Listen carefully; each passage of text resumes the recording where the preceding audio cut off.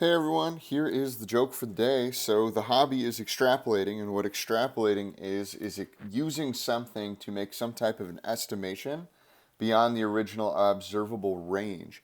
So these people just got married, and so yesterday they had 0 husbands, and today they had 1. So the deduction is that by late next month they're going to have over 4 dozen husbands because they're going to get married 1 in each day. So they're saying buy wedding cake at a bulk rate. So we're going to be using something like that today, and it's called related rates. So today is related rates, and what we're going to do here is we're going to find a related rate, and then we're going to use these related rates to solve real life problems. So related rates, if we are going to study, we're going to study some problems here in which there is a relationship between 2 or more variables, and it's not necessarily time here, and how each of these variables change with respect to time. So, for example, what happens if a balloon is inflated? Hopefully, as you blow more air into it, air is entering at a certain rate and it's expanding at a certain rate. And so, when that happens, we're going to have a few things to look at. So what is the relationship between the radius of a sphere and its volume? Well, we all know the volume. So the volume is equal to 4/3 pi r cubed. So that's how the radius in the sphere is related to its volume. So what happens over time as the balloon is inflated? Well, the volume gets larger, so volume increases, and radius increases. So the next question is, what is the relationship between the radius of a sphere and its surface area? Well, hopefully you are looking at its surface area here, and you know that surface area is equal to 4 pi r squared.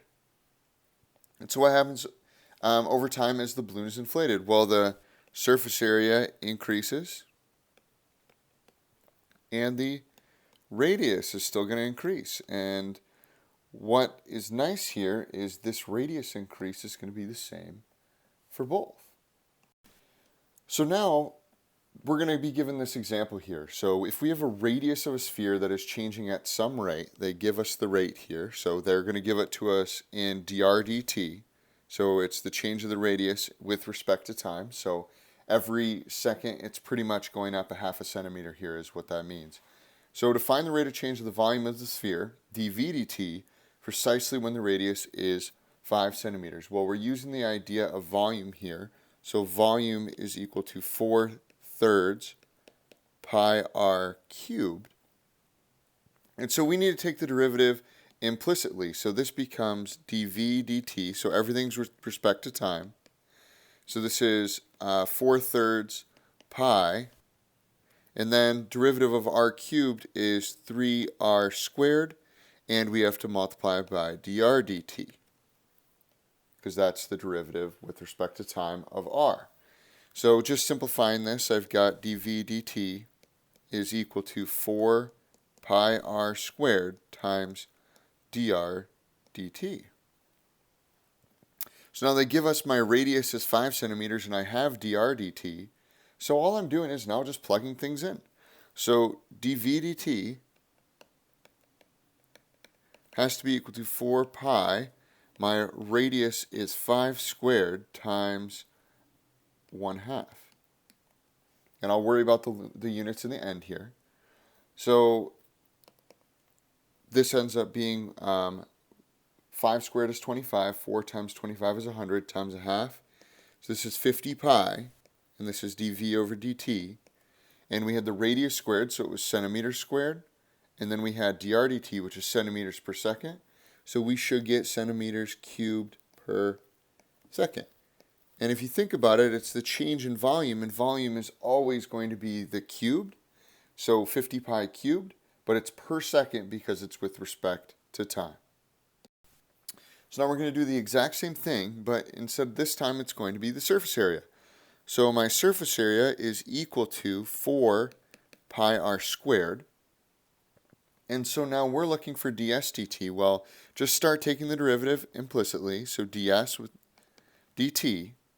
this is going to be equal to 4 pi times 2r, and then the derivative of r is dr dt.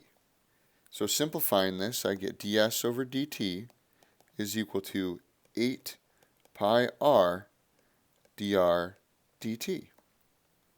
And now it's just doing the same thing again and plugging in those pieces, that dr dt, which is 1/2 centimeter per second, and the radius at 5 centimeters. So ds over dt is equal to 8 pi, my r was 5 centimeters, and my dr dt is 1/2 centimeter per second.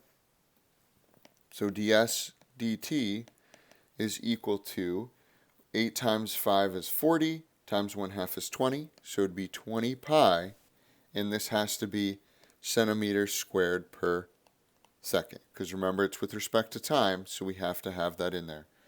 Basically, if you just take the units, multiply them together, that's what you end up with.